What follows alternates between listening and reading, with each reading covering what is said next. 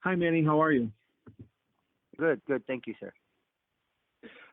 My question is, when you fought AJ the first time, you had that good training camp for Dimitrenko, and you came out of that terrific fight and right immediately into the training camp for AJ.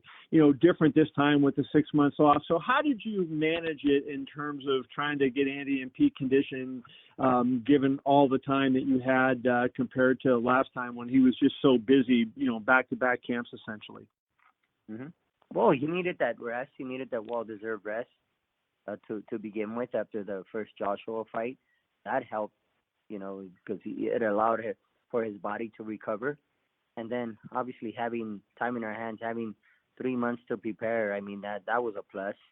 That's always a plus to be able to adjust not to adjust, but to be able to plan accordingly and with the training and obviously finding the proper sparring, and being able to have the time to develop a proper game plan. It was definitely a plus. So I liked what we did this second time around, getting ready for the second Anthony Joshua versus Anthony Joshua fight.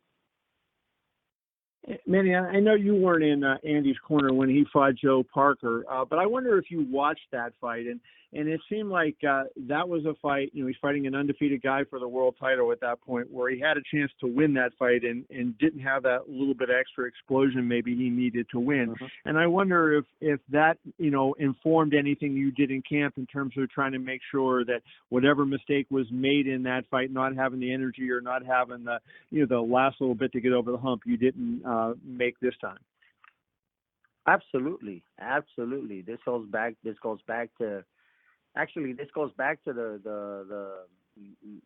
the first day I started working with Andy. Watching the Joseph Parker fight, watching how he was able to perform, and obviously learning from that, getting to know my boxer, and it allowed me to work on his mistakes, obviously, and making him a better, more complete fighter. And that's one thing that we've been able to do up until this very day. We're still working. I'm still working on Andy Ruiz. I'm still working on trying to make him a better fighter. And I'm not done yet. I believe that Andy still has a lot more to offer. Back to his days in Top Rank, when he even was a young fighter, everybody talked about him, don't look at the body. This is a guy that could be a really good fighter. And of course, he won all but that one fight, but it seemed like, to a large degree, people viewed him as that disappointment. Did you ever talk to Andy and try to get into his mind and understand why it was that prior to this, coming to the Dimitrenko fight, maybe, that he seemed like not as motivated, or maybe motivated is not the word, but he didn't perform at the level that some people thought he could do? Yes, I believe that. As a matter of fact, it's a lot of it is mental, and trying to get the best Andy Ruiz I possibly could. It's a daily. I mean, it's how should I say this? It's something that I work on daily with Andy. Obviously now it's a little bit easier because he's a heavyweight champion of the world. But before that, it wasn't so easy. Just to get him to believe in himself. It's something that you have to work on. Excuse me, on a daily basis with him, and it's just a psychological process, I guess, that you have to be able to get him to believe. Look, I've been watching Andy fight since he was an amateur, so I knew of him for a very long time. So obviously, when I was asked to work with him, I knew exactly what I was working with, what I was dealing with. But you get to know the person, and you get to know how what's in his mind, the way he thinks. So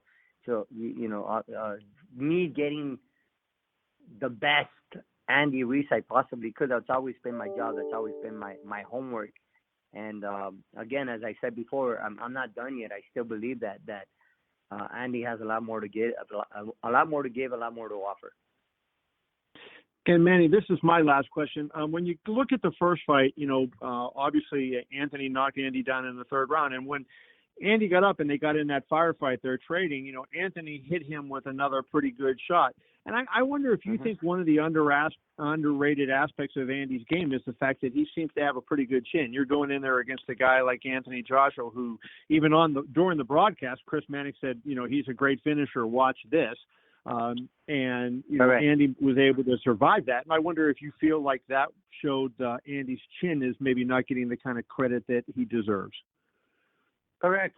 Look, when you say he's a great finisher, yes, he is. He's a great finisher. But that, when you say that, you're only speaking of Anthony Joshua and knowing. I'm sure he knows Anthony Joshua. You've seen him many times before. The way he executes his game plans and the way he finishes boxers. But on the other hand, not knowing Andy Ruiz and that.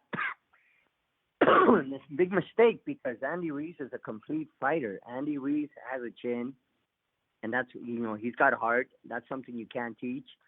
But he's been boxing for a very long time. He's used to fighting guys like Anthony Joshua. You know what I mean? And he adjusts very, very well in the ring. He's a complete fighter.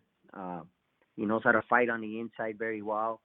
Another thing that we've been working on quite a bit has been his defense. You know, obviously with having time in our hands, that's a plus because, you know, again, as I said, being able to come in with a better game plan. And it's just overall, when I say overall, I'm not just talking about just him being more aggressive and him being a combination puncher. It's defense, footwork, angles. You'll be able to see that come Saturday night. You'll see more of Andy Ruiz as far as him being an overall fighter, if you will. Thank you, Manny. Good luck. Thank you.